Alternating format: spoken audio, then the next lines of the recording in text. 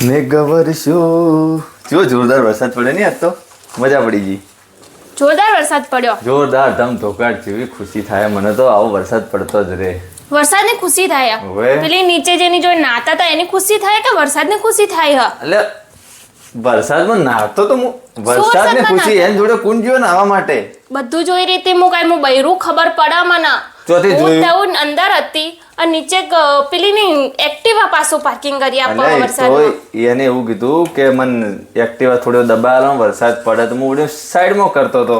સાઈડમાં કરતા હતા હા. તો મારી એક્ટિવા ચમ સાઈડમાં નથી થતી એની એક્ટિવા સાઈડમાં થઈ તો દેખવાડી જ નહીં મને એક્ટિવા.